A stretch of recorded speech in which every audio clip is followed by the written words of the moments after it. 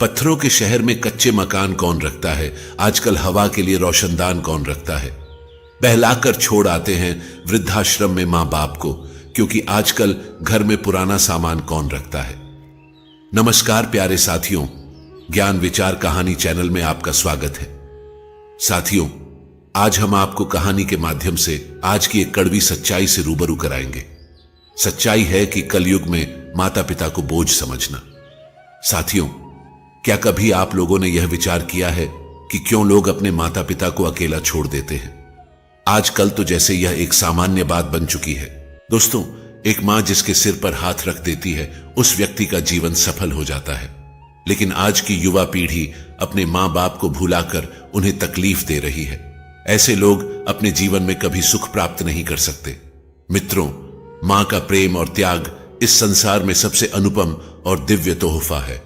मां केवल बच्चों को जन्म ही नहीं देती, बल्कि अपने सपनों, इच्छाओं और सुख सुविधाओं का त्याग कर उनके उज्जवल भविष्य की नींव रखती है। चाहे परिस्थितियां कितनी भी कठिन क्यों ना हो, मां हमेशा अपने बच्चों के लिए एक दृढ़ स्तंभ की तरह खड़ी रहती है।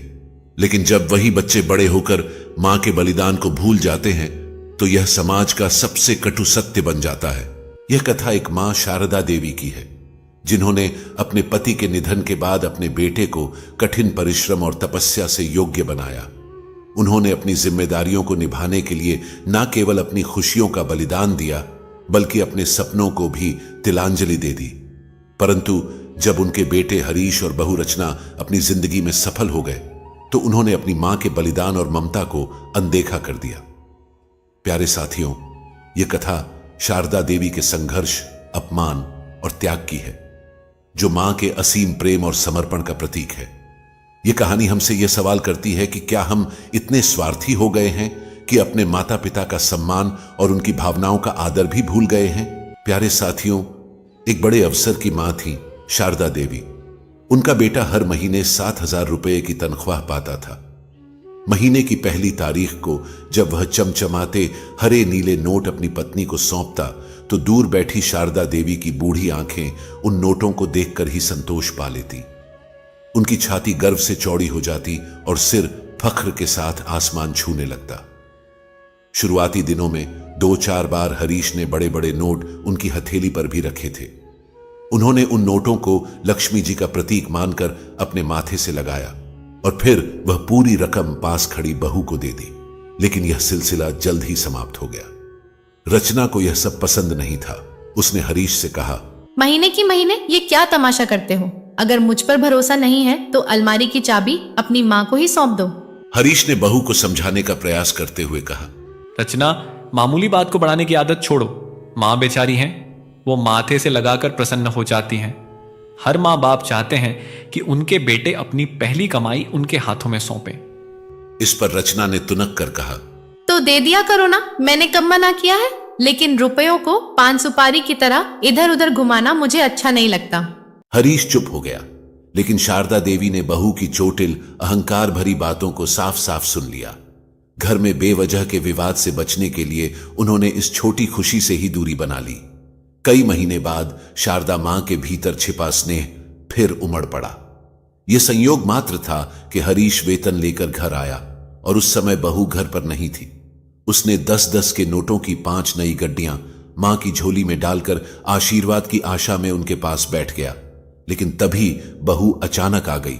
शारदा देवी ने चोरी पकड़े जाने के भय और बेटे को लज्जित करने से बचने के लिए पूरी रकम बहू को थमा दी। बहू ने एहसान जताते हुए पैसे अलमारी में रखे और उसे अधखुला छोड़ रसोई में चली गई। उस रात घर का माहौल भारी और तनावपूर्ण रहा। सुबह होते ही विवाद शुरू हो गया। हरीश ने कहा, पूरी 5,000 रुपये की रकम है। लेकिन बहू अड़ी रही कि नोट 500 रुपये कम है। हरीश ने दृढ़ता से कहा, रचना, यह कैसे संभव है? मैं बैंक से नई सील बंद गड्डी लाया हूं। बहू ने कटु स्वर में उत्तर दिया, तुमने देखा नहीं, कल रात मैं नोट खा रही थी, क्यों नहीं अपनी माँ से पूछते? हरीश ने कहा, मां कहां रुपए लेकर जाएगी? और फिर बैंक की सील बंद गड्डी में से पैसे कैसे गायब हो सकते हैं? बहू ने व्यंग्य भरे लहजे में कहा, तुम जैसे सीधे साधे लोग सिर्फ आश्चर्य ही कर सकते हो। हरीश चुपचाप दफ्तर चला गया, लेकिन शारदा देवी दिन भर रोती रही। उन्हें अपनी स्थिति पर लज्जा हो रही थी। दोपहर में बहू ने खाना उनकी चारपाई पर रख दिया और शारदा देवी को मजबूरन खाना पड़ा, जबकि उनका मन कुछ भी खाने को नहीं था। उनकी आत्मा कलंकित महसूस कर रही थी। जिस बेटे को बड़ा करने में उन्होंने अपनी जवानी खपा दी, उसी बेटे ने उन पर चोरी का झूठा इल्जाम लगाकर उन्हें तिरस्कृत कर दिया। 3 दिन तक शारदा देवी गुमसुम रही। हरीश मां की हालत देखकर परेशान था, लेकिन सच जानने के बाद भी वह उनसे बात करने का साहस नहीं जुटा पा रहा था। रात में उसने कई बार रचना से बात करने की कोशिश की, लेकिन रचना ने उसे झिड़क दिया। उसने कहा, हरीश, तुम्हारी माँ मेरी माँ जैसी है। मैं चाहती हूँ कि वह खुश रहें, लेकिन हालात ऐसे हो गए हैं कि अब उनका यहाँ रहना मुश्किल है। अगर कुछ दिनों के लिए तुम उन्हें गांव छोड़ आओ तो उनकी तबीयत भी ठीक हो जाएगी और मन की कड़वाहट भी दूर हो जाएगी। हरीश ने रूखे स्वर में जवाब दिया, गांव में कौन उनकी देखभाल करेगा? उन्होंने मुझे पालने के लिए अपने जीवन की कठिनाइयां झेली हैं, और अब तुम कहती हो कि उन्हें गांव में छोड़ आऊं। रचना ने समझाते हुए कहा, मैंने यह नहीं कहा कि उन्हें हमेशा के लिए गांव में छोड़ दो। सिर्फ कुछ महीनों की बात है। वे गांव की औरतों के बीच रहेंगी तो उनका मन हल्का हो जाएगा। सप्ताह भर के भीतर सब तय हो गया। शारदा देवी तो इस बंधन से मुक्त होना चाहती थी और उनके सहमति जताने पर हरीश ने भी तैयारी पूरी कर ली। गांव में मां बेटे का जोरदार स्वागत हुआ। वर्षों से बंद पड़े पुराने झोपड़े की सफाई की गई और झाड़ू पोंछा किया गया। अकेली वृद्धा को तो एक चारपाई की जगह ही चाहिए थी, इसलिए पड़ोस की लड़कियों और बच्चों ने मिलकर गोबर और मिट्टी से कमरे की लिपाई पुताई कर दी। पुराने सिल्वर के 2-4 बर्तन तो घर में पहले से थे ही। बाकी की कमी हरीश ने बाजार से चीनी, मिट्टी और कांच के गिलास और प्लेटें लाकर पूरी कर दी। गांव में शर्मा काकी, जिन्हें लीलाबाई के नाम से जाना जाता था, उनको जब उनके आने की खबर मिली तो वह भी चाय का लौटा और खाली गिलास लेकर आ पहुंची। हरीश और उनकी मां पहले से ही गांव वालों से घिरे हुए थे। लीलाबाई काकी ने मुस्कुराते हुए पूछा, अरे हरीश, आज गांव का रास्ता कैसे याद आ गया? हरीश ने जवाब दिया, ऐसा भी क्या काकी, अपने गांव और घर का रिश्ता कभी किसी से टूटता है? आज आपको याद किया तो मिलने चले आए। काकी ने हंसते हुए कहा, हमारी देवरानी को भी साथ ले आते, सुना है बहुत सुंदर है। हरीश ने मुस्कुराते हुए कहा, अब जो सच है वही लोग कहेंगे, इसीलिए तो उसे गांव में नहीं लाए, कहीं धूल मिट्टी से खराब ना हो जाए। महिला ने व्यंग्य करते हुए कहा, तो फिर उसे शीश महल में रखना चाहिए, 7 पर्दों में छुपाकर। हरीश ने मुस्कान के साथ कहा, आपकी राय सही है भाभी। बड़े घर की बेटी और बड़े अफसर की पत्नी को तो राजमहल में ही रखना चाहिए। अगर आप अपने राजमहल के पास थोड़ी जमीन दे दें तो मैं शीश महल भी बनवा दूं। लीलाबाई काकी ने चुटकी ली, सुनने में आया है कि तू बड़ा अफसर बन गया है। कितनी तनख्वाह मिलती होगी हरीश? हरीश गंभीर होकर बोला, आपके आशीर्वाद से दाल रोटी लायक मिल ही जाता है काकी। काकी ने जिद करते हुए पूछा, तो भी बेटा 500, 700 या 1000? हरीश ने थोड़ा झिझकते हुए कहा, बस यही कोई 30,000। काकी, जो देवरानी की खूबसूरती से पहले ही जल रही थीं, उन्होंने आश्चर्य से कहा, यह तो कोई खास रकम नहीं है। हरीश ने समझाते हुए कहा, काकी, शहरों के खर्चे आप जानती नहीं हैं। इतने में तो 2 वक्त की रोटी का जुगाड़ हो जाए तो भगवान का धन्यवाद है। भाभी ने व्यंग्य किया, तो इसलिए बुढ़िया माँ को गांव छोड़ने आए हो? हरीश ने सफाई दी, काकी, 2 घर होने से खर्च और बढ़ जाता है। मां कुछ दिनों से उदास थीं, इसलिए सोचा कि आप सबके साथ उनका मन भी लग जाएगा और हवा पानी बदलने से उनका स्वास्थ्य भी सुधर जाएगा। लीलाबाई काकी ने भरे गले से कहा, बेटा, तेरी माँ ने जीवन भर बहुत तकलीफें उठाई हैं। उसकी आत्मा को कभी ठेस मत पहुंचाना। हरीश ने भावुक होकर कहा, काकी, मां के अलावा मेरा और कौन है? मैं जानता हूं उन्होंने मेरे लिए क्या क्या सहा है। मैं उनकी सेवा में कोई कमी नहीं रहने दूंगा। फिर बातचीत खेतीबाड़ी की ओर मुड़ गई। धीरे धीरे सभी गांव वाले विदा हो गए। हरीश भी जाने को तैयार हो गया। उसने मां को नियमित आते जाते रहने का भरोसा दिलाया और उन्हें अपनी सेहत का ध्यान रखने के लिए 500 रुपए थमा दिए। शारदा देवी ने बेटे को आशीर्वाद देते हुए कहा, बहू और पोती का ख्याल रखना। बहू से कहना कि छोटे बच्चे के लिए दूध में मिला हुआ केला और दाल चावल का पानी फायदेमंद होता है। संतरा बच्चे के रंग को भी निखार देता है। हरीश ने गिनती के पूरे 500 रुपये दिए थे और शारदा देवी को उसी में पूरी गृहस्थी संभालनी थी। खींच तान कर उन्होंने दूध के लिए सिर्फ 200 रुपये बचाए और रोज की दाल सब्जी का हिसाब अभी बाकी था। शारदा देवी सोचने लगी कि दाल सब्जी की क्या रोजाना जरूरत है। सुबह की चाय तो वह खुद बनाएगी ही और उसी के साथ 2 रोटी खा लेगी। कभी कभी हुआ तो पांव भर या आधा पांव सब्जी खरीद कर बना लेगी, वरना नमक मिर्च के साथ ही काम चला लेगी। अगले महीने की 10 तारीख को डाकिया कमलेश मनी ऑर्डर लेकर आया। उसने शारदा देवी का अंगूठा लगवाया और 500 रुपये थमाए। सुबह सुबह 1 पांव दूध खरीदने में ही 50 रुपये की उधारी हो चुकी थी। दाल सब्जी का क्या प्रबंध करती जब सूखा आटा जुटाना भी मुश्किल हो रहा था। दूध वाला रोज पूछता, दादी मनी ऑर्डर आया कि नहीं? वह अस्पष्ट जवाब देती, आजकल में आ जाएगा बेटा, और नहीं भी आया तो क्या, तूने अपनी दादी को ही तो दूध पिलाया है। मनी ऑर्डर मिलते ही उसने सबसे पहले दूध वाले का हिसाब चुकाया। 40 दिनों के 200 रुपये हो गए थे। उसके बाद उसने दूध लेना ही बंद कर दिया। बचे हुए रुपये में 2 किलो आटा, थोड़ा सा नमक और मिर्च खरीदी। 10 रुपये का तेल डिबरी में डलवाकर वह अपने घर लौट आई।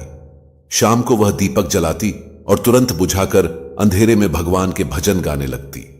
शुरू शुरू में कुछ बुजुर्ग महिलाएं और पोते पोतियां उसके पास बैठा करती थीं, लेकिन धीरे धीरे बड़े अफसर की मां की भोली मुस्कान के पीछे छिपा सत्य सबको समझ आने लगा। फिर भी शारदा देवी ने कभी अपने चेहरे पर शिकन नहीं आने दी। वह अंधेरे में अपने छप्पर के भीतर बैठकर चिंताओं में डूबी रहती। तभी एक दिन कोई भूखा लाचार आकर बोला, माई एक रोटी दे दे, भगवान तेरे बेटे की उम्र लंबी करे और उसे तरक्की दे। शारदा देवी ने अपने कपड़े में लपेट कर रखी एक रोटी का आधा हिस्सा निकालकर उसे दे दिया। रोटी देकर जब वह लौटी तो झबरू कुत्ता उसके सामने आकर बैठ गया। शारदा देवी ने बची हुई आधी रोटी में से आधा हिस्सा कुत्ते को डाल दिया और बाकी 1/4 टुकड़ा खुद खाकर छाछ के साथ खत्म कर दिया। 2 दिन से शारदा देवी के घर में चूल्हा नहीं जला था। खाली पेट चारपाई पर लेटी वह अपने बड़े अफसर की मां होने के बोझ से लड़ रही थी। उसने कई बार मजदूरी पर जाने का विचार किया, लेकिन बड़े अफसर की मां होने की मर्यादा उसे रोक देती। 2 दिनों से भूखी प्यासी शारदा देवी डाकिये के इंतजार में गली और छप्पर के चक्कर लगा रही थी। चिलचिलाती धूप में गली सूनी पड़ी थी। अचानक उसकी नजर आंगन में बैठे झबरू कुत्ते पर पड़ी। वह न जाने कहां से एक रोटी उठा लाया था और आंगन में बैठकर आराम से खा रहा था। शारदा देवी धीरे धीरे चूल्हे के पास आई और लकड़ी उठाकर झबरू पर झपटी। कुत्ता रोटी छोड़कर भाग गया, लेकिन लाख कोशिशों के बाद भी वह उस रोटी को उठाने की हिम्मत नहीं कर सकी। उसके बड़े अफसर बेटे की इज्जत उस रोटी पर मोटी परत बनकर छा गई थी। शारदा देवी की आंखों से आंसू बह निकले और वह निढाल होकर चारपाई पर बैठ गई। उसकी नजरें एक बार उस रोटी पर और दूसरी बार डाकिये के इंतजार में दरवाजे पर थीं। झबरू दूर खड़ा आंगन में पड़ी रोटी को घूर रहा था। शारदा देवी चारपाई पर निसहाय बैठी कभी झबरू को और कभी उस रोटी को देखती रही। उसकी इच्छा हुई कि वह फंदा लगाकर अपने छप्पर में झूल जाए, लेकिन बड़े अफसर की मां होने की मर्यादा न उसे मरने दे रही थी और न जीने। वह चुपचाप बैठने को विवश हो गई। उसने घड़े से पानी भरकर पीने की कोशिश की, लेकिन खाली पेट होने के कारण पानी गले में ही अटक गया। दम घुटने लगा। बहुत देर तक हाथ पैर पटकने और छाती सहलाने के बाद उसे राहत मिली। थोड़ी देर बाद उसकी भूख फिर कुलबुलाने लगी। उसने आटे की हांडी उठाकर देखी। उसमें कुछ आटा इधर उधर चिपका हुआ था। उसने उसे सिल्वर की थाली में निकालने का विचार किया। शारदा देवी के हाथ वहीं रुक गए। उसने झटपट गिलास का सारा पानी हांडी में उड़ेल दिया और जोर से हिलाने लगी। पानी का रंग हल्का मटमैला हो गया। उसने कांपते हाथ से हांडी उठाई और थरथराते होठों से लगाकर वह पानी पल भर में ही पी गई। कुछ देर वह वैसे ही बैठी रही। जब उसकी सांसें थोड़ी स्थिर हुईं, तो उसने बाहर झांका। झबरू कुत्ता रोटी लेकर जा चुका था। उसने राहत की सांस ली और विचारों में डूब गई। वह सोचने लगी, उसने तो कभी किसी का बुरा नहीं किया, फिर भगवान उसे ऐसी सजा क्यों दे रहे हैं कि वह कुत्ते के मुंह से रोटी छीनने पर मजबूर हो गई। हे भगवान, आज के दिन और कैसे होंगे। 2 महीने से मनी ऑर्डर नहीं आया था और उधार पर भी कोई सामान मिलना बंद हो गया था। वह कल की चिंता में डूबी हुई थी। तभी बाहर से आवाज आई, दादी, ओ बूढ़ी अम्मा, बाहर आओ, तुम्हारा मनी ऑर्डर आया है। शारदा देवी उठकर बाहर आई। सामने खड़े डाकिये को देखकर बोली, भैया, इस बार तो बहुत दिनों बाद मनी ऑर्डर लेकर आए हो। मैं तो दाने दाने को तरस रही हूं। डाकिया बोला, अम्मा, मैं अपने घर से मनी ऑर्डर लेकर नहीं आता, उधर से भेजा जाएगा, तभी तो मैं ला सकता हूं। शारदा देवी ने जवाब दिया, हाँ भैया, बात तो तुम्हारी सच है। तुम अपने घर से थोड़ी कुछ लाओगे, ये तो भेजने वाले की मर्जी पर निर्भर है। अम्मा, पहले 5 रुपए दो, तभी मनी ऑर्डर मिलेगा। इस बार बैरंग मनी ऑर्डर आया है। शारदा देवी ने असमंजस में कहा।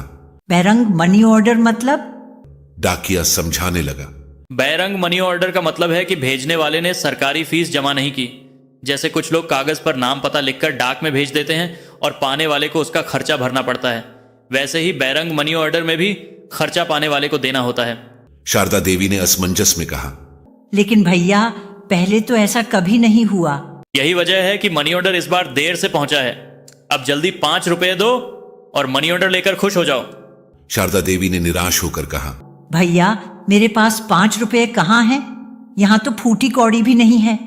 तो दादी, बिना सरकारी फीस जमा किए मैं मनी ऑर्डर कैसे दे सकता हूं? किसी से मांग कर दे दो। शारदा देवी ने बेबस होकर कहा, मैं किससे मांगने जाऊं बेटा? यहाँ कोई रुपये देने वाला नहीं है। तुम ही 5 रुपए काट कर बाकी दे दो। अम्मा, मैं सरकारी कर्मचारी हूं, मेरे पास पैसे कहां से आएंगे? महीने के अंत में तनख्वाह मिलती है, तब 4 पैसे हाथ में आते हैं। शारदा देवी ने लंबी सांस छोड़ते हुए कहा, अच्छा, तुम यहाँ बैठो, पानी पियो, मैं लाला की दुकान से खुले पैसे लेकर आती हूँ। डाकिये ने जवाब दिया। पहले 5 रुपए लेकर आओ, तभी मैं मनी ऑर्डर दे सकता हूं। शारदा देवी ने कहा, तो बेटा, तुम मेरे साथ ही चलो, वहीं खुले पैसे लेकर दे देना। दादी, मेरे पास और भी काम है। सरकार ने मनी ऑर्डर पहुंचाने का काम दिया है, साथ घूमने का नहीं। शारदा देवी ने बेचारगी में कहा, तो तुम ही कोई रास्ता बताओ। लाला भी बिना पैसे के नमक तक नहीं देता, 5 रुपए कैसे देगा? ठीक है, चलो, तुम्हारे लिए इतना समय निकाल लेता हूं। उसने दुख भरे स्वर में कहा और उसके साथ चलने को तैयार हो गया। शारदा देवी ने अपने छप्पर का दरवाजा बंद किया और डाकिये के साथ लाला की दुकान की ओर चल पड़ी। डाकिया अपनी साइकिल घसीटते हुए साथ चल रहा था। वह आगे तो बढ़ रहा था, लेकिन उसके कदम पीछे खींचते से लग रहे थे। दोपहर में लाला दीवार के सहारे आराम से बैठा था। शारदा देवी को डाकिये के साथ आता देख वह चौकन्ना होकर सीधा बैठ गया और सवालिया नजरों से देखने लगा। शारदा देवी बोली, लाला जी, 500 रुपए के खुले दे दो। लाला ने मजाक में कहा, हाँ हाँ, 500 रुपये क्या, 1000 का खुला ले लो। कहाँ है 500 का नोट? डाकिया ने तुरंत जेब से नोट निकालकर लाला को दिया और बोला, भाई, मुझे जल्दी है, पहले मुझे पैसे दे दो, बाकी इसे बाद में देते रहना। लाला ने नोट को संदेह भरी नजरों से ऊपर नीचे घुमाकर देखा और बोला, ऐसी भी क्या जल्दी है, पहले नोट जांचने तो दो। खुद को असहज महसूस करते हुए लाला ने शारदा देवी और डाकिये को बारी बारी देखा और फिर लकड़ी के गल्ले से 5 रुपये का नोट निकालकर डाकिये को दे दिया। डाकिये ने 5 रुपये का नोट अपनी जेब में रखा और थैले से मनी ऑर्डर फॉर्म और स्याही का पैड निकालकर शारदा देवी से अंगूठा लगवाया। फिर फॉर्म को गवाही के लिए लाला की ओर बढ़ाया। लाला ने मनी ऑर्डर की राशि देखकर फॉर्म पर अपने दस्तखत कर दिए। डाकिया सचमुच जल्दी में था। उसने मनी ऑर्डर फॉर्म और स्याही का पैड तुरंत थैले में डाला और साइकिल पर सवार होकर वहां से चला गया। उसके जाने के बाद लाला ने धूप में खड़ी गुमसुम शारदा देवी को ऊपर से नीचे तक देखा और पूछा, शारदा देवी, तुम्हें कुछ और चाहिए? हाँ लाला जी, थोड़ा आटा दाल मिल जाए तो बड़ी मेहरबानी होगी। लाला ने हंसते हुए कहा। आटा दाल क्यों, मिर्च मसाला घी चीनी सब ले जाओ। बेटे ने मनी ऑर्डर भेजा है, हलवा पूरी बनाओ। लाला जी, हलवा पूरी छोड़िए, दाल रोटी ही मिल जाए तो भगवान का शुक्र है। आप 1 सेर आटा दे दें, यही बहुत होगा। जैसी तुम्हारी मर्जी। उसने पास रखी बोरी से आटा निकाला, तौला और कागज की थैली में डालकर अलग रख दिया। फिर उसने एक डिब्बे से दाल निकाली और उसकी एक छोटी पुड़िया बना दी। घी तेल के लिए लाला ने उसकी ओर देखा और पूछा, घी के लिए बर्तन नहीं लाई? घी की जरूरत नहीं है लाला जी, आटा दाल ही काफी है। जैसी तुम्हारी इच्छा। आटे के 2 रुपए, दाल के 3 रुपए, यानी कुल 5 रुपए, और पिछला उधार 25 रुपए, ये हो गए 30, और आज के रुपये जोड़कर कुल 35 रुपए। शारदा देवी ने हैरानी से कहा, 35 रुपये? शारदा देवी, तुम्हें पहले तो याद नहीं आता। तुमने 2 बार आटा लिया था, दूसरी बार दाल और मिर्च मसाला भी लिया था। लाला जी, दूसरी बार मैं तेल डलवाने के लिए डिबरी लेकर आई थी, लेकिन आपने तेल देने से भी मना कर दिया था। तब से आज तक मैं अंधेरे में बैठी हूं। अच्छा किया तुमने याद दिलाया। लाला ने कटाक्ष करते हुए कहा, मैं तो एक बोतल केरोसिन के पैसे भूल ही गया था। तो अब यह 35 और 5 कुल 40 हो गए, और तुम्हारे बेटे ने दूध के 60 रुपए भी बाकी रखे हैं। कुल मिलाकर यह 100 रुपए हुए। और हां, पिछले महीने तुमने मेरी टाल से 5 रुपए की लकड़ी भी ली थी। अब यह 105 रुपए हो गए। शारदा देवी ने गहरी सांस लेकर कहा, लाला जी, गांव में लकड़ी खरीदने की जरूरत किसे होती है? मैं तो चूल्हा जलाने के लिए खेतों से सूखी लकड़ियां बीन लाती हूं। वैसे भी मेरे घर में चूल्हा कितनी बार जलता है। देखो शारदा देवी, हम कोई बड़े व्यापारी नहीं हैं। अपने खर्चे में कटौती करके बाजार से सामान खरीद कर लाते हैं और लोगों तक उनकी जरूरत का सामान पहुंचाते हैं। तुम्हारी उम्र देखकर हमने तुम्हें उधार दिया, तो क्या गुनाह कर दिया? शारदा देवी ने ठंडे स्वर में कहा, लाला जी, मैंने जितना सामान लिया है वह मुझे याद है, लेकिन आप ज्यादा जोड़ रहे हैं। बेटे की कसम खाकर भी मैं झूठ नहीं बोलूंगी। लाला ने कटाक्ष करते हुए कहा, तुमने तो मनी ऑर्डर वाले को खुशी खुशी रुपये दे दिए और हमारा आटा, तेल, लकड़ी सब भूल गई। शारदा देवी ने समझाया, लाला जी, वह मनी ऑर्डर की फीस थी जो हरीश ने वहां जमा नहीं की। इस बार उसने बैरंग मनी ऑर्डर भेजा था। लाला ने हैरानी से कहा, बैरंग मनी ऑर्डर? मैंने तो आज तक ऐसा नहीं सुना। यह डाकिया भी कुछ अलग ही था। हाँ लाला जी, वह डाकिया ही था, लेकिन अब ऐसा लगता है कि उसने मुझे मूर्ख बनाया। लाला हंसते हुए बोला, भूखा आदमी तो बावला ही होता है, उसे भले बुरे की पहचान कहां रहती है। शारदा देवी ने रूखे स्वर में कहा, हाँ लाला जी, भूखे आदमी को कोई भी मूर्ख बना सकता है। लाला जी ने व्यंग्य भरे स्वर में कहा, शारदा देवी, उसे तो जिस दिशा में चाहे उधर ही मोड़ दो। ऊंची आवाज में डांट दो या थोड़ा डरा धमका दो, 2 डंडे मार दो, वह तो कहीं भी मुड़ जाएगा। लेकिन जब औलाद ही निकम्मी निकल जाए तो कोई क्या कर सकता? तेरा बेटा बड़ा अधिकारी है, लेकिन तुझे 2 वक्त की रोटी नहीं दे सकता। ऐसी निकम्मी औलाद का होना और न होना बराबर है। तू भी सब्र कर। शारदा देवी ने ठंडी सांस लेकर जवाब दिया, लाला जी, मेरा बेटा नालायक नहीं है, वह लाखों में एक है। जरूर उसके पास कोई मजबूरी होगी, वरना वह मेरे बिना एक पल भी नहीं रह सकता। मैंने उसे जिन तकलीफों से पाला है वह कभी नहीं भूल सकता। तभी तो 2 महीने तक मनी ऑर्डर नहीं भेजा, और जब भेजा भी तो वह भी अधूरा। अगर वह इतना ही काबिल होता तो तुझे अकेले बेसहारा छोड़कर क्यों चला जाता? शारदा देवी ने गहरी सांस लेते हुए कहा, लाला जी, मेरी किस्मत ही खराब है, लेकिन मेरा हरीश ऐसा नहीं है। शायद मुझ में ही कोई कमी होगी। ब्याह के बाद से ही मैंने ऐसी ही जिंदगी जी है। मेहनत मजदूरी करके अपना पेट पाला है और आज भी मैं अपने लिए कमा सकती हूं। बस आटा दे दो, मैं जाऊं। लाला ने आटा और दाल पकड़ाते हुए कहा, तेरी मर्जी, बाकी पैसे मैं संभाल लूंगा। शारदा देवी ने ठहरते हुए कहा, नहीं लाला जी, पैसे मुझे ही दे दीजिए। ऐसी कौन सी बड़ी रकम है जो मैं संभाल नहीं पाऊंगी? मैंने तो इसीलिए कहा था कि जब तुझे सामान यहीं से लेना है तो खाते में लिख रखता और जरूरत के समय ले लेती। बात तो आपकी सही है, सामान तो मैं आपसे ही लेती हूं, लेकिन हाथ में पैसे हो तो जरूरत के हिसाब से सामान लिया जा सकता है, और बीमारी में पैसों की जरूरत पड़े तो किसी पर निर्भर नहीं होना पड़ेगा। ठीक है, बाकी रुपये शाम को ले जाना या उधर से निकलते वक्त मैं देता आऊंगा। अभी खुले रुपये नहीं आए हैं। लाला जी, मुझे दूध की जरूरत नहीं है। कैसी बातें करती हो शारदा देवी? अगर इस उम्र में दूध घी नहीं खाओगी तो बुढ़ापा कैसे कटेगा? शारदा देवी ने दर्द भरे स्वर में कहा। लाला जी, अब कौन सा बुढ़ापा, यही रूखी सूखी खाकर निकल जाए तो भगवान का शुक्र है। मेरी दूध लेने की भी गुंजाइश नहीं है, आप मेहरबानी करें। ठीक है, अभी 5 रुपये लेकर जाओ, बाकी शाम को लाकर दूंगा। शारदा देवी शेर भर आटा सीने से लगाकर लाला को अंदर जाते हुए देखती रह गई। गर्म दोपहर में सूरज आग उगल रहा था।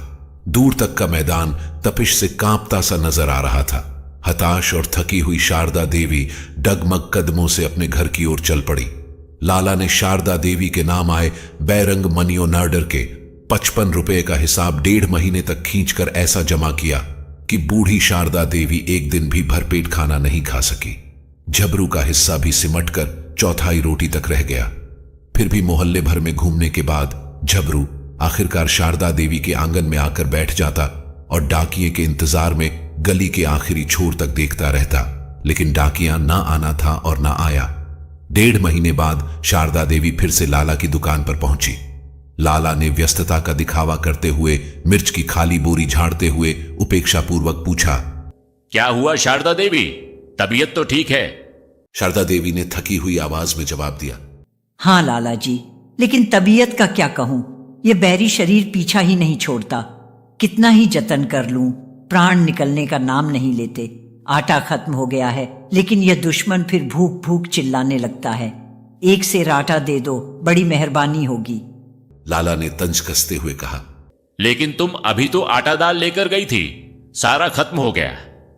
अभी कब?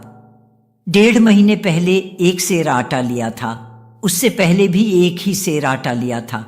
लाला ने हैरानी जताते हुए कहा, मतलब 1.5 महीने में तुमने 2 सेर आटा खा लिया? इस उम्र में तुम्हें अपना थोड़ा ख्याल रखना चाहिए। शारदा देवी ने गहरी सांस लेते हुए कहा, क्या करूं लाला जी, छटाक भर आटे से दिन काटने की कोशिश करती हूं, लेकिन फिर भी आटा खत्म हो जाता है। उसमें से झबरू बेचारा भी 1/4 टुकड़ा खा लेता है। लाला ने व्यंग्य करते हुए कहा, खुद का पेट तो भर नहीं पाती, लेकिन तुम दान पुण्य दया धर्म का पल्ला नहीं छोड़ोगी। अब कौन से परलोक की तैयारी कर रही हो? शारदा देवी ने जवाब दिया, तेरा लोक और परलोक तो तेरे सामने ही आ चुका है। शारदा देवी ने धीमे स्वर में कहा, लाला जी, मेरे बेटे हरीश ने अब तक मनी ऑर्डर नहीं भेजा, शायद आजकल में आ जाए। आप हिसाब में से शेष रुपये पर 1 सेर आटा दे दें, बड़ी मेहरबानी होगी। हिसाब में अब क्या बचा है शारदा देवी? 500 रुपयों में से तुम 105 रुपए का सामान ले चुकी हो और तेरी वजह से मेरा 3 सेर दूध खराब हो गया। दुलीचंद तेरे लिए रोज पांव भर दूध लेकर जाता था। राम कसम लाला जी, उसके बाद मैंने कभी दूध लिया ही नहीं। मैंने यह कब कहा कि तूने दूध लिया? लेकिन तेरे कारण मेरा पांव भर दूध रोज बर्बाद होता था। लड़का उसे लिए लिए फिरता और जब सबका दूध पहुंचाकर वापस आता तब तक दोपहर हो जाती। 3 महीने से इतनी गर्मी पड़ रही है, तू ही बता दूध खराब होगा कि नहीं? शारदा देवी ने शांत स्वर में कहा, लेकिन लाला जी, मैंने कभी दूध का 1 बूंद भी नहीं लिया। लाला ने तंज भरे स्वर में कहा, हां, तूने तो नहीं लिया, लेकिन तेरे कारण मेरा नुकसान हुआ। फिर भी मैंने सोचा तेरी हालत देखकर भगवान की मर्जी मान ली। तेरा हिसाब बराबर हुआ, लेकिन तू फिर तकाजा करने आ गई। शारदा देवी ने गहरी सांस लेते हुए कहा, लाला जी, मैं 1.5 महीने में सिर्फ 2 बार ही आटा लेकर गई हूं, उसके इतने रुपये कैसे हो गए? एक बार मनी ऑर्डर के पैसे लेने आई, तब फिर दूसरी बार आटा दाल लेकर गई। 7 रुपए का आटा और 7 रुपए की दाल, 7 7 14 और 2 बार मटर और गोभी ली। 2 और 2 4, 14 और 4, कुल 25 रुपए हुए। शारदा देवी ने दर्द भरे स्वर में कहा, लाला जी, आप 2 वक्त का आटा दाल का हिसाब खुद बता रहे हैं, फिर तीसरी बार कैसे जुड़ गया? और दाल तो आपने पहली बार ही दी थी, तीसरी बार तो मैं अब आई हूं। यही तो तीसरी बार के हिसाब में जोड़ा है। मैं गांव में दुकान खोलकर बैठा हूं, अगर ऐसे बेईमानी करने लगूं तो कौन मेरी दुकान पर आएगा? लेकिन लाला जी, मैंने गोभी, मटर, आलू या टमाटर को तो साल भर से सपने में भी नहीं देखा। खाने की तो बात ही छोड़ दीजिए, मैं बिना नमक की रोटी खाकर दिन काट रही हूं। लाला ने चिढ़कर कहा। अरे राम राम, दुहाई है राम जी। लाला ने थोड़ी देर रुकने के बाद कहा। चलो, तेरी बात मान लेता हूं कि मैं झूठ बोल रहा हूं, लेकिन खाता तो झूठ नहीं बोलता। खुद देख ले, इसमें गोभी और मटर लिखा है या नहीं। अगर मुझ पर भरोसा नहीं है तो किसी पढ़े लिखे से पढ़वा ले। मैं भी बाल बच्चेदार आदमी हूं, मुझे भी ईमानदारी के साथ जीना है। आखिर मुझे भी भगवान को हिसाब देना है। अब बता, तुझे क्या चाहिए? शारदा देवी ने निराश स्वर में कहा। अब मुझे कुछ नहीं चाहिए लाला जी, बस मेरे बचे हुए पैसे दे दीजिए, आपकी बड़ी मेहरबानी होगी। लाला ने व्यंग्य भरे स्वर में पूछा। कहीं किसी और दुकान से सौदा लेने का इरादा है? शारदा देवी ने ठंडी सांस भरते हुए कहा। नहीं लाला जी, अब मैं किसी से कुछ नहीं लूंगी। सोचती हूं आटे से तो पेट नहीं भरता, अब रुपये खाकर ही देखती हूं, शायद उसके बाद फिर कभी भूख महसूस ही ना हो। लाला ने उसकी बात पर हंसते हुए कहा। शारदा देवी, लगता है तू पैसे के लालच में पगला गई है। कभी किसी को रुपए खाते देखा है? खाने के लिए तो अनाज ही चाहिए। बड़े बड़े अमीर भी अनाज ही खाते हैं। रुपया, पैसा, धन दौलत, हीरे जवाहरात, सब बस बाहरी चमक है। यह सब मरते वक्त किसी के साथ नहीं जाते, सब यहीं रह जाता है। शारदा देवी ने थके हुए स्वर में कहा। सही कहते हो लाला जी, आपने गहरी बात कही है, लेकिन मैं फिर भी रुपये खाकर ही मरना चाहती हूं। अब मेरा हिसाब कर दो। ठीक है शारदा देवी, ये ले 5 रुपए। बाकी बचे रुपए खुले आने पर तेरे घर पहुंचा दूंगा, नहीं तो शाम तक दुलीचंद के हाथ भिजवा दूंगा। शारदा देवी ने 5 का नोट थामते हुए कहा। भगवान आपके परिवार को हमेशा खुश और सुखी रखे। अपनी आंखों में छलकते आंसुओं को छुपाते हुए वह घर लौट आई। आस पड़ोस में शारदा देवी के कई रिश्तेदार जैसे देवर, जेठ, भतीजे और पोते पोतियां रहते थे, लेकिन किसी ने आकर यह पूछने की जहमत नहीं उठाई कि वह कैसी है या उसे किसी चीज की जरूरत है। बस आंगन में बैठा झबरू कुत्ता उसकी बेबसी को देखकर रोता रहता था। जब शारदा देवी को खुद एक सूखी रोटी उपलब्ध नहीं थी तो झबरू को कहां से कुछ खाने को मिल पाता। शारदा देवी को वह दिन याद आने लगे जब 5 साल की उम्र में उसके बेटे हरीश के पिता दुनिया छोड़ गए थे। उस समय शारदा देवी की उम्र 30 से ज्यादा नहीं थी, लेकिन अपने बेटे का चेहरा देखकर उसने अपनी कमर कस ली और भगवान के भरोसे मेहनत मजदूरी शुरू कर दी। जहां कहीं झाड़ू, पोंछा, बर्तन साफ करने का काम मिला, उसने पूरी लगन से किया। अपने पेट पालने के साथ साथ उसने हरीश को पढ़ा लिखा कर इस काबिल बनाया कि वह अपने पैरों पर खड़ा हो सके। हरीश ने पढ़ाई के बाद अच्छी नौकरी पाली और एक सुंदर संस्कारी लड़की से शादी कर ली। शादी के बाद वह शारदा देवी को भी अपने साथ शहर ले आया। शुरुआत के 2 साल तक शारदा देवी ने बेटे और बहू की सेवा में कोई कसर नहीं छोड़ी। बहू का लाड़ दुलार किया और अपने जीवन के सपनों को पूरा होते देखा।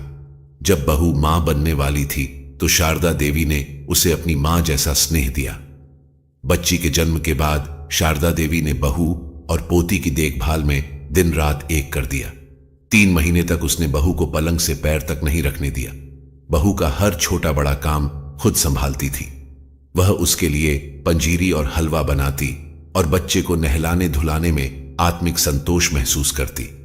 अपने बेटे को मनपसंद खाना बनाकर खिलाने में उसे बेहद खुशी मिलती थी। घर की सफाई, बर्तन धोना और कपड़े धोते हुए उसे एक पल का आराम नहीं मिलता था, लेकिन अपने परिवार को सुखी और फलते फूलते देखकर वह सारी थकान भूल जाती थी। उसे लगता था कि भगवान ने उसकी मेहनत का फल दिया है। 30 साल के संघर्ष ने उसे वह सुख और शांति दी जिसकी वह हकदार थी। हरीश और उसकी बहू जब भी उसे मां कहकर कुछ कहते तो वह खुशी से झूम उठती। पोती के रोने पर वह दौड़कर उसे गोद में उठा लेती और उसकी हंसी में अपनी सारी थकान भूल जाती। पोती को सीने से लगाकर उसे ऐसा लगता था जैसे उसने पूरी दुनिया का सुख पा लिया हो। लेकिन इस दुनिया में हर किसी को प्यार के बदले प्यार नहीं मिलता। शारदा देवी को यह भी समझ आया कि जब रानी कैकई ने भरत के लिए छल किया तो राम को वनवास मिला, लेकिन उसकी बहू को किस चीज की कमी थी जो उसने शारदा देवी के साथ ऐसा व्यवहार किया। मैंने तो हरीश को शादी के तुरंत बाद उसकी पत्नी के हवाले कर दिया था। अगर मेरे बेटे ने अपनी तनख्वाह लाकर मेरे हाथ में रखी तो उसमें से मैंने क्या लिया? उसी समय तो पूरी रकम अपनी झोली पसार कर बहू के सुपुर्द कर दी थी। क्या माता पिता का इतना भी अधिकार नहीं कि वे बेटे की शादी के बाद उसकी कमाई को अपने माथे से लगाकर भगवान का धन्यवाद कर सकें? लेकिन उस औरत ने ऐसा प्रपंच रचा कि अगर कैकई भी देखती तो हैरान रह जाती। बैंक की सील बंद गड्डी में से 500 गायब होना किसी चमत्कार से कम नहीं था, पर हरीश की समझदारी पर ना जाने कैसे पत्थर पड़ गए। वह तो जानता था कि सील बंद गड्डी में से 500 गायब होना संभव नहीं है, लेकिन उसने भी बहू की बात को सच मान लिया और चुपचाप सिर झुकाकर दफ्तर चला गया। ऐसे बेटे से मैं क्या उम्मीद करूं कि वह मुझसे प्यार से अपने पास रखेगा। जब तक मैं उनकी नौकरानी की तरह सेवा करती रही तब तक उन्होंने मुझे अपने साथ रखा, लेकिन जब मेरा उपयोग खत्म हो गया तो बहाना बनाकर मुझे गांव में छोड़ गए। धिक्कार है ऐसे बेटे पर, थू है उसकी अफसरी पर। लेकिन बेटा, यह दिन तेरी जिंदगी में भी आएंगे। भगवान तुझे खूब फल फूल दे, लेकिन तेरा भी सामना उसी स्थिति से हो जैसा तूने अपनी मां को दिया है। जा, तेरे घर में भी तेरे जैसा ही कोई बेटा जन्मे जो तुझे उसी तरह अकेला छोड़ दे। मैं अब कभी तेरे पास नहीं आऊंगी और ना ही किसी से मदद मांगूंगी। मर जाऊंगी लेकिन हार नहीं मानूंगी। मैं यहां तेरी इज्जत के लिए पड़ी थी, लेकिन अब भी मुझ में इतनी हिम्मत है कि मैं खुद अपने दम पर जी सकती हूं। अब मैं सिर्फ अपने लिए जीऊंगी। हरीश, तू अपनी पत्नी के कहे अनुसार चलना और उसे खुश रखना। मां का क्या है? मां तो बस जन्म देने और पालने पोसने तक ही होती है, लेकिन पत्नी का साथ जन्मों जन्मों का होता है। तू अपना गृहस्थ धर्म निभाना और फेरे के समय जो वचन दिए थे उनका पालन करना। आज के बाद इस अभागी मां को कभी याद मत करना। भूल जाना कि मैंने तुझे किन किन कठिन हालातों में पालकर इस काबिल बनाया। तू खूब तरक्की कर और सबसे बड़ा अधिकारी बन। अपनी पत्नी और बच्चों को खुश रख। भगवान तुझे और तेरे परिवार को सलामत रखे। सोचते सोचते उसकी आंखों से आंसू बहने लगे और वह सिसकने लगी। आज मिले 5 के नोट को उसने अपनी धोती के पल्लू में मजबूती से बांधा। फिर एक झटके से उठकर कोने में रखे लकड़ी के बड़े संदूक के पास चली गई। पहली बार लाला से मिले 5 का नोट उसने एक छोटे से लाल कपड़े में बांधकर संदूक में अपने पति के कुछ पुराने कपड़ों के बीच छुपा कर रख दिया था। उसने आंसू पोंछे और कपड़ों के बीच उस नोट को ढूंढने लगी, लेकिन कपड़े का वह छोटा लाल टुकड़ा संदूक में नहीं मिला। कई बार कपड़े उलट पलट कर देखने के बाद वह निराश होकर सिर पकड़कर बैठ गई।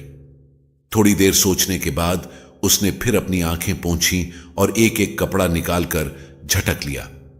आखिरकार वह छोटा लाल कपड़ा कुर्ते की जेब में फंसा हुआ मिला। उसने धड़कते दिल से कपड़ा निकाला। उसमें नोट बंधा होने का आभास पाकर वह आश्वस्त हो गई। उसने कपड़ा खोला और उसमें बंधे नोट को निकालकर अपने कांपते हाथों में ले लिया। शारदा देवी ने पल्लू में बंधा नोट और लाल कपड़ा धीरे धीरे खोला और सावधानी से नोट वापस पल्लू में बांध लिया। संदूक में झांकने पर सबसे नीचे उसे गोटे से सजा हुआ लाल जोड़ा दिखाई दिया, लहंगा और चुनरी जो उसकी शादी के समय उसकी मां ने दिया था। उसकी आंखों से आंसू बह निकले। उसने कांपते हाथों से शादी का जोड़ा उठाया और माथे से लगाकर बिलखने लगी। आंगन में बैठा झबरू कुत्ता, वीरान चूल्हा और दीवार के सहारे झुका नीम का पेड़ भी जैसे उसकी पीड़ा में डूब गए थे। जिस दिन शारदा देवी अपने पति के साथ इस घर में आई थी, उसी दिन से उसके हिस्से में सिर्फ दुख और तकलीफ आई थी। पति के साथ वह खेतों में मजदूरी करती और उसके गुजरने के बाद घरों में झाड़ू पोंछा और बर्तन मांजने जैसे काम करके गुजारा करती।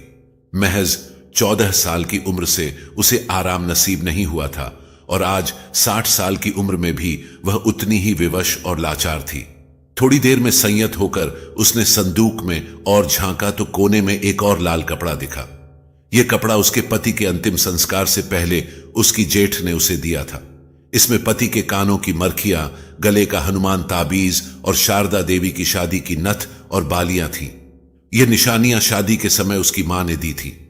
उन दिनों इन 4 चीजों के लिए शायद 100 रुपए का कर्ज लिया गया था, लेकिन गांव में वाहवाही खूब हुई थी। पति की मौत के बाद शारदा देवी ने यह सब निशानियां एक कपड़े में बांधकर संदूक में रख दी थी। लेकिन खेतों में काम करते समय उसकी नथ और बालियां कब टूट गई पता भी नहीं चला।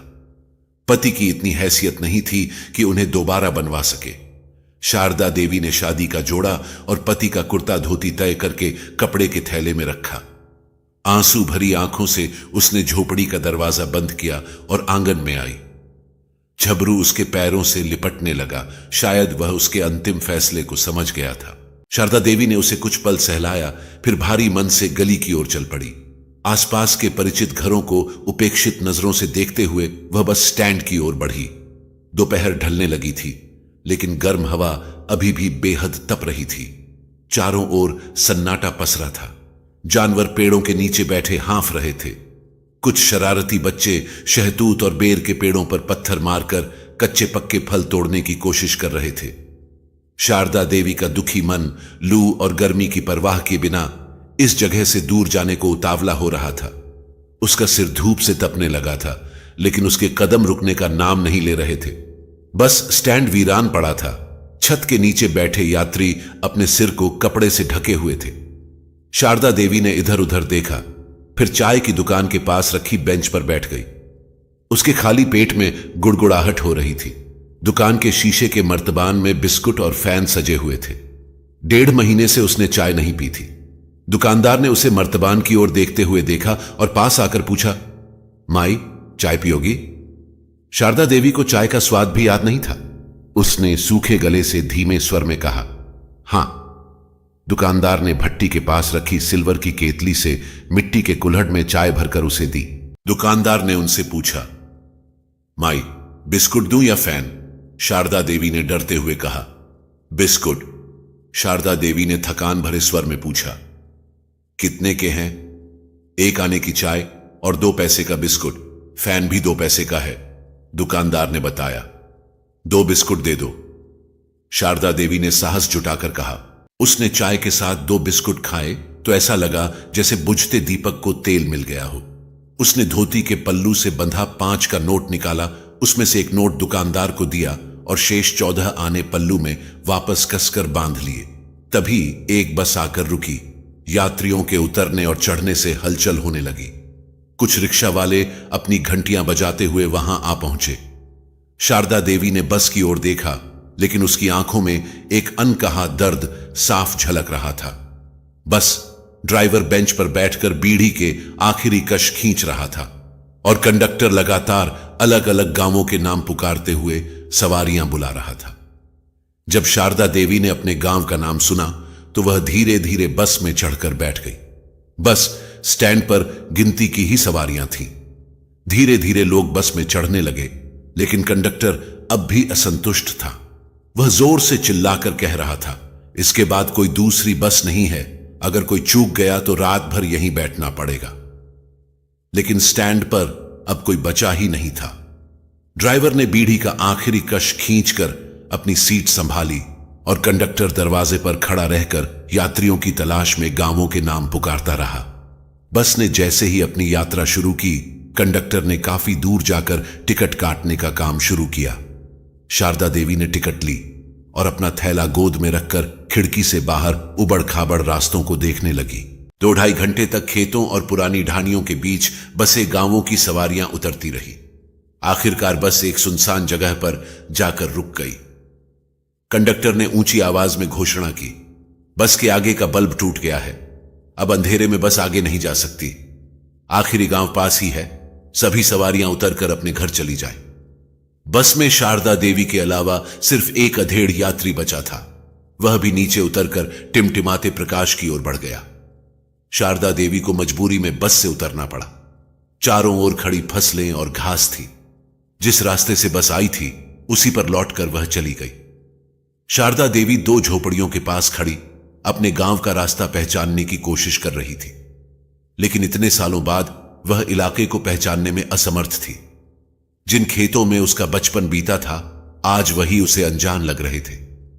कुछ कदम बढ़ने पर एक महिला झोपड़ी से बाहर आई। उसे देखकर वह ठिठक गई।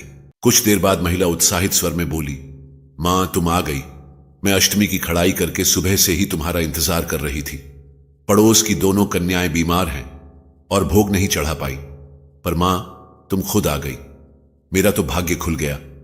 वह शारदा देवी का हाथ पकड़कर बोली, आओ मां, मेरे पति भी भूखे बैठे हैं। शारदा देवी को वह झोपड़ी के अंदर ले गई। अंदर उसका पति बैठा था, जो उसे देखते ही उठ खड़ा हुआ और उसके पैरों में झुक गया। पति पत्नी जो माता के उपासक थे, उम्र में 30 से 40 के बीच रहे होंगे, लेकिन भूख और गरीबी ने उन्हें शारदा देवी से भी अधिक बूढ़ा बना दिया था। उन्होंने शारदा देवी को साक्षात देवी मानते हुए उसकी पूजा शुरू कर दी।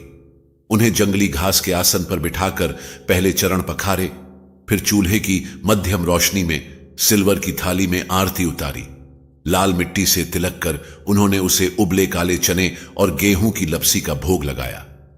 शारदा देवी, जो 2 दिन से खाली पेट थी और बस स्टैंड पर सिर्फ चाय और 2 बिस्कुट खाकर आई थी, तृप्त होकर भरपेट भोजन करने लगी। उसकी भूख से परेशान आत्मा ने गदगद होकर उन्हें ढेरों आशीर्वाद दिए। पति पत्नी ने देवी मानकर उसके चरण छुए और अपना व्रत खोला। झोपड़ी में घास के आसन पर धोती बिछाकर उन्होंने शारदा देवी को सुलाया। खुद कोने में जमीन पर लेट गए। भरपेट भोजन और थकावट ने शारदा देवी की आंखें भारी कर दी। लेटते ही वह गहरी नींद में डूब गई। सुबह जब उसकी आंख खुली तो ऐसा लगा जैसे वह जिंदगी में पहली बार सोई हो। उसे एक सुख और शांति का अनुभव हुआ जो उसने अपने जीवन में पहले कभी नहीं महसूस किया था। वह अपने शरणदाताओं के निस्वार्थ प्रेम, श्रद्धा और आतिथ्य से अभिभूत हो गई। 60 साल के संघर्षपूर्ण जीवन में उसे पहली बार किसी ने इतनी श्रद्धा और खुशी दी थी। आज शारदा देवी को पूरा संसार मुस्कुराता हुआ प्रतीत हो रहा था। सुबह सुबह उठकर उसने उन दंपत्ति को बताया कि वह उनके पड़ोसी गांव की बेटी है और जीवन की कठिनाइयों से हारकर अब अपनी जन्मभूमि लौट आई है। उसने कहा, यदि बस मुझे मेरे गांव तक पहुंचा देती तो शायद मैं आपके घर का अन्न और जल ग्रहण नहीं कर पाती। यह माता का चमत्कार है कि आपकी अटूट भक्ति और विश्वास ने मुझे यहां आश्रय देने का अवसर दिया और मेरी भूखी आत्मा की सेवा का साधन बना। माता की माया अपरंपार है। वह अपने दर्शकों का इसी प्रकार उद्धार करती है। जय माता दी। शारदा देवी ने भोजन और शरण देने के लिए उन दंपत्ति का आभार व्यक्त किया और अपने गांव की ओर चल पड़ी। अपने पुराने घर और गांव को देखने की उत्सुकता में उसके पैर अपने आप उठ रहे थे। गांव ज्यादा दूर नहीं था और वह कल्पनाओं में खोई कुछ ही देर में अपने घर पहुंच गई। वर्षों पहले उसके माता पिता का निधन हो चुका था। उसका कोई सगा भाई नहीं था और उसकी ससुराल की जिम्मेदारियों ने उसे मायके से पूरी तरह दूर कर दिया था। पति की मृत्यु के बाद वह पूरी तरह अपने बेटे और काम में खो गई थी। कई सालों बाद जब उसने अपने बचपन के घर और आंगन को देखा तो उसकी आंखें भर आईं। बचपन की सारी यादें एक पल में उसकी आंखों के सामने घूम गई। घर का छप्पर उड़ चुका था। आंगन को फटी पुरानी बोरियों से ढककर पशु बांधने लायक बनाया गया था। एक तरफ मिट्टी की पुरानी दीवार थी और दूसरी तरफ फूस की झोपड़ी। अरे शारदा देवी, तू कहां से आ गई? अचानक सामने आंगन में झाड़ू लगा रही महिला ने चौंक कर कहा, कैसी है चांदबाई? शारदा देवी ने उसकी ओर बढ़ते हुए पूछा। मैं तो जैसे तैसे जी रही हूं, लेकिन तू बिना खबर के अचानक यहां कैसे आ गई? साथ कौन देता है जीजी? तेरी याद आई तो थैला उठाकर चल पड़ी। अब मैं तेरे साथ ही रहूंगी। क्या हरीश ने घर से निकाल दिया? नहीं चांदबाई, हरीश क्यों निकालेगा? वह तो गिड़गिड़ा रहा था, लेकिन बड़े शहरों का माहौल मुझे नहीं भाता। तुम सब मेरे अपने हो, इसलिए यहां आ गई। तू किशोर के साथ अब तक बड़े शहर में रही, वह तो बहुत बड़ा अधिकारी है, फिर तू गांव क्यों लौट आई? शारदा देवी ने गहरी सांस लेते हुए कहा, बेटा, बड़ा अधिकारी हो सकता है, लेकिन मां के लिए उसकी बड़ी कोठी में एक खाट और 2 वक्त की रोटी बहुत भारी पड़ती है। मैंने सब कुछ छोड़ दिया और यहां आ गई। जो बन पड़ेगा अपनी हिम्मत से कर लूंगी। शारदा देवी ने चांदबाई से पूछा, चमेली तेरे साथ रहती है? हाँ, लेकिन उसके साथ भी दुर्भाग्य रहा। उसका पति एक रात उसे और बच्चों को छोड़कर चला गया। कई दिन तक ढूंढने के बाद वह सबको लेकर मेरे पास आ गई। भगवान की कृपा से अब उसके लड़के काम करने लगे हैं और लड़की घर संभालती है। शारदा देवी ने टूटे छप्पर को देखकर उसे फिर से खड़ा करने की ठानी। उसने चमेली को बुलाया और घर का सारा कूड़ा कचरा एक जगह इकट्ठा किया। छत के फूस को समेटकर बिछाया, लेकिन फूस की कमी के कारण छत पूरी तरह ढक नहीं पाई। चमेली की मदद से उसने दरवाजे के पल्लों को ठीक किया। हालांकि साकल नहीं मिली, फिर भी उसने दोनों पल्ले मिलाकर दरवाजा बंद कर दिया। थकी हारी शारदा देवी चांदबाई के पास आकर बैठ गई। बातचीत के दौरान उसने समझ लिया कि कहां से क्या मिल सकता है। कमला ने रात की बची हुई बाजरे की खिचड़ी में छाछ मिलाकर उसे दी। पेट में कुछ वजन महसूस होते ही शारदा देवी ने अपने घर का थैला फूस के नीचे छुपाया और गांव में निकल पड़ी। गांव में घूमते हुए शारदा देवी ने कई रिश्तेदारों और परिचितों से मुलाकात की। चाचा, ताऊ, भाई, बहन, भतीजे और भांजी से मिली। पूरा दिन घूमते घूमते उसने उन लोगों को ढूंढा जो उसके पुराने घर को फिर से खड़ा करने में मदद कर सकते थे। वह गांव के एकमात्र सुनार बलराम से भी मिली और लाल कपड़े में बंधे अपने पुराने जेवर उसे दिखाए। अनुभवी सुनार की आंखें उस सोने की चमक देखकर उत्साहित हो उठी। उसने कहा, शारदा देवी जी, अगर मेरी सलाह मानो तो इस सोने को संभाल कर रख लो। ऐसा खरा सोना अब दोबारा नहीं मिलेगा। अगर जरूरत हो तो मैं इसे गिरवी रखकर तुम्हें पैसा दे सकता हूं। शारदा देवी ने मुस्कुराते हुए कहा, नहीं भाई, अब इसे संभाल कर रखने का क्या फायदा, सब काम तो निपट गए। इसे बेच दो और आज का दाम मुझे दे दो, इससे मेरे कई काम पूरे हो जाएंगे। सुनार ने कहा, ठीक है जीजी, लेकिन मेरी बात पर विचार करना।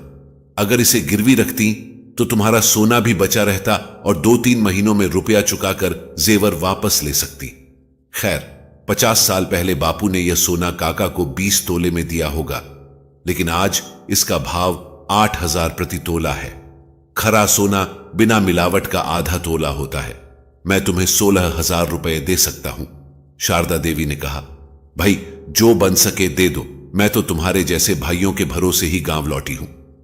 बलराम ने 16,000 रुपए गिन कर दिए और शारदा देवी अपने घर लौट आई।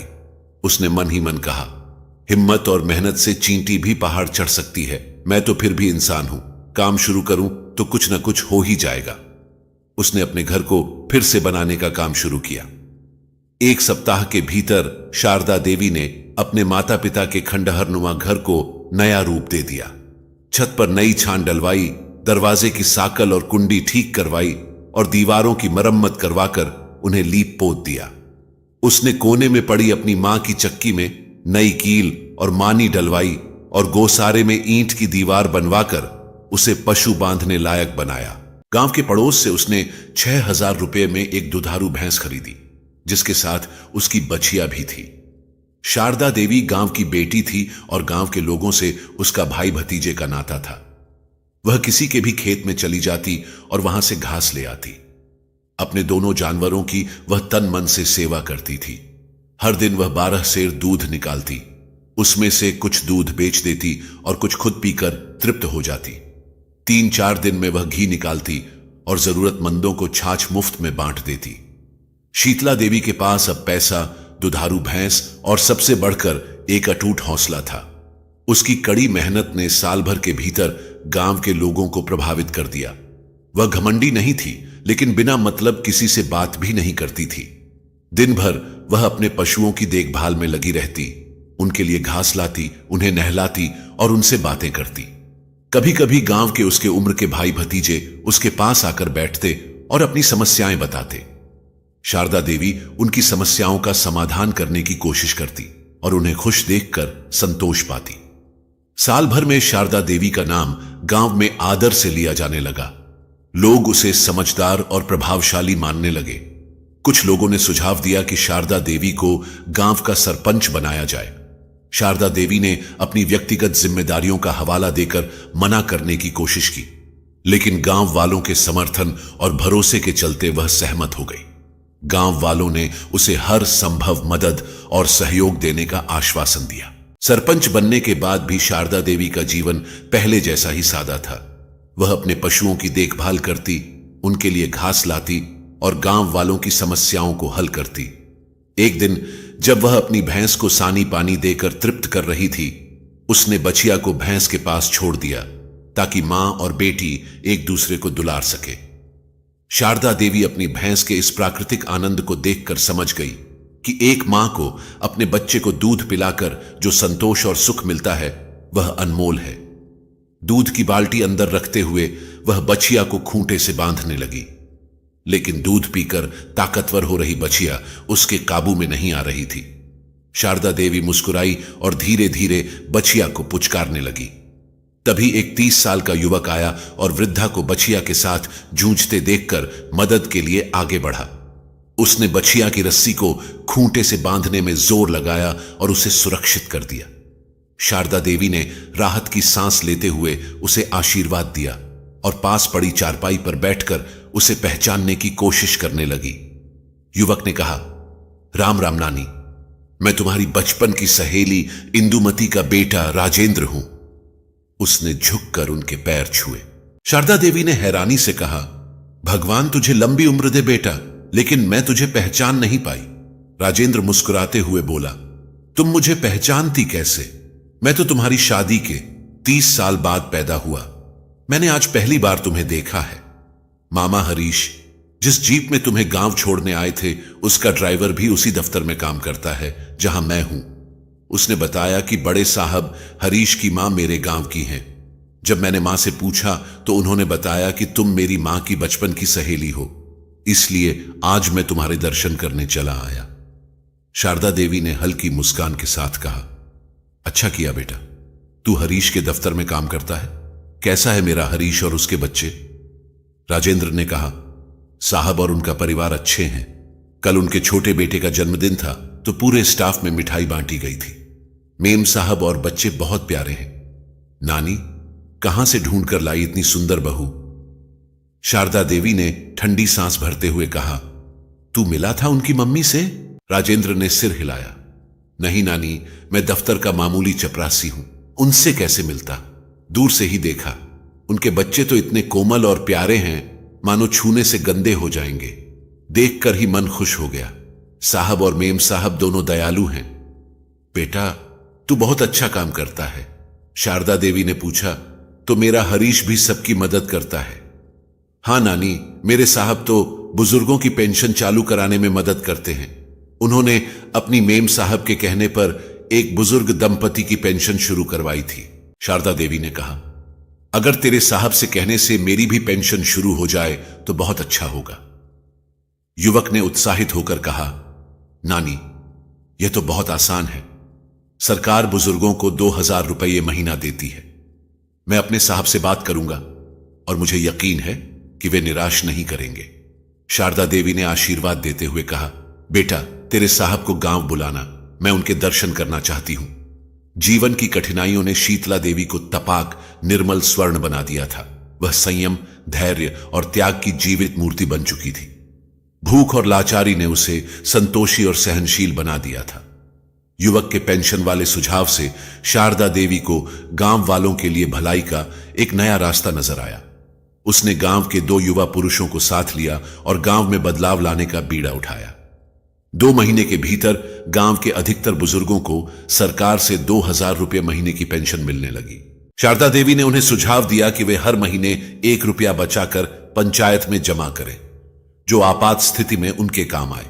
उसने गांव के बाहर के एक सुनसान इलाके में बसे उस दंपति को भी अपने साहब के सामने पेश किया, जिन्होंने उसे भोजन और आश्रय दिया था। उनकी भी पेंशन शुरू करवाई। शीतला देवी ने उन्हें एक बछिया दिलवाई और मेहनत से पालने की सलाह दी। पंचायत की ओर से उस इलाके में एक कुआं खुदवाया ताकि मुसाफिरों और ग्रामीणों को गर्मियों में पानी मिल सके। पंचायत के लिए एक बड़ा 3 कमरों का भवन बनवाया, जो बच्चों के स्कूल और गांव की शादियों में इस्तेमाल होता था। शारदा देवी का नाम अब पूरे गांव में सम्मान से लिया जाने लगा।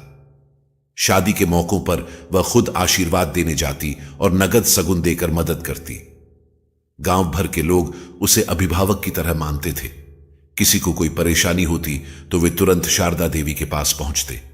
2 साल में शारदा देवी के गांव की चर्चा दूर दूर तक होने लगी। उसकी कड़ी मेहनत, त्याग और सूझबूझ ने उसे गांव का आदर्श बना दिया था। मां की लाडली शारदा देवी, जिसने 60 साल तक जीवन की कठिनाइयों से संघर्ष किया, आज अपने आसपास के गांवों में पूजनीय उमा देवी के नाम से जानी जाने लगी थी। बाजरे की खिचड़ी में दिन भर का उबला हुआ दूध मिलाकर उसने भरपेट भोजन किया और संतोष भरी लंबी सांस लेकर अपनी भैंस के पास आ गई। उसने स्नेह से भैंस का मुंह सहलाया और उसे गले लगाकर वहीं बैठ गई। कुछ देर तक वह चुपचाप सोचती रही, फिर सीधे बैठकर भैंस से बात करने लगी। शीलो, ये जिंदगी भी कितने रंग दिखाती है। कभी खुशी से हंसा देती है तो कभी गम से रुला देती है। कभी भूख से छटपटाकर इंसान बेदम हो जाता है और कभी घी दूध से भरपूर होकर खुशी से उछलने लगता है। मुझे भी कैसे कैसे दिन दिखाए इस जिंदगी ने, लेकिन आज तेरे साथ और सहयोग से मैं खुद को महारानी जैसा महसूस कर रही हूं। शारदा देवी ने मुस्कुराते हुए कहा, शीलो, मैंने तो बस एक ही बात सीखी है, इंसान को कभी हार नहीं माननी चाहिए और न ही घमंड में अंधा होना चाहिए। जैसा समय हो उसे सहर्ष स्वीकार करना चाहिए। सब भगवान की संतान है और वह हर किसी का ख्याल रखता है। वह अनाम, अविनाशी और सर्वशक्तिमान है। सब कुछ उसी के द्वारा होता है। इंसान तो केवल एक कठपुतली है जिसे वह अपनी मर्जी के मुताबिक नचाता है। माता पिता तो हैं मूरत भगवान की, दिखती है इनमें सूरत भगवान की। चरण धोकर इनके पीने से भी चुका नहीं सकते हम कीमत इनके एहसान की। प्यारे साथियों, तो ये थी आज की कहानी। आपको ये कहानी कैसी लगी? उम्मीद करते हैं कि आपको आज की कहानी अच्छी लगी होगी।